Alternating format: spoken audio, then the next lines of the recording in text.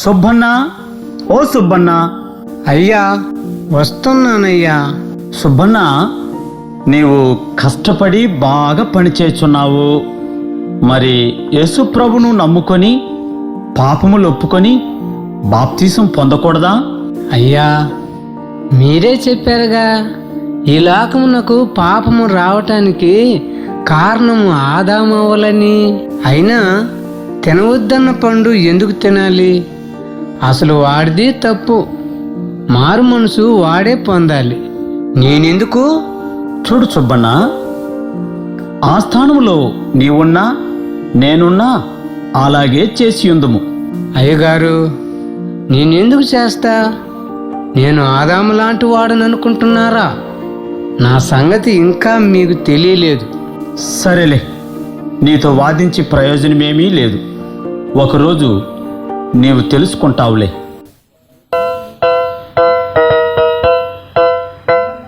సుబ్బన్న, చిత్తమయ్య గారు. నేను బయటికి వెళ్ళొస్తాను. ఇల్లు చూచుకో.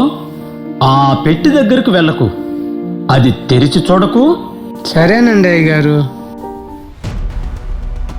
ఏంటబ్బా అయ్యగారు ఎట్ట చెప్పారు?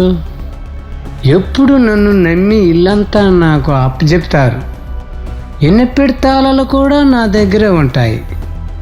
మరి ఈ చెక్కపెట్టి తెరవద్దన్నారేంటి? అయినా నాకెందుకులే. ఆహా, నాకు తెలియనిది ఏం పెట్టి ఉంచారబ్బా? ఏమి ఉండి ఉంటుందో. సరే, ఏమి ఉంటే నాకెందుకులే. అయినా కొద్దిగా తెరిచి చూద్దాం. అరేరే, ఎలుక పారిపోయింది. అయ్యయ్యో, అయ్యగారు వస్తే ఎలా? ఎలుక పారిపోయింది. అయ్యగారు వస్తే ఎలా? సుబ్బన్న, ఓ ఆదామా, నీవు ఎక్కడున్నావు? అయ్యా, ఈ పెట్టు చాటునున్నానయ్యా. నేను తెరవద్దన్న పెట్టి తెరిచావా? అయ్యగారు నన్ను క్షమించండి. మీ మాట వినకుండా ఆ పెట్టి తెరిచి చూచాను. మీ మాట మీరాను. నన్ను క్షమించండి. చూచావా సుబ్బన్న, ఇదే పాపం. ఇప్పుడైనా ఒప్పుకుంటావా మనలో ఆదాము స్వభావం ఉందని? మనమందరము పాపులమే.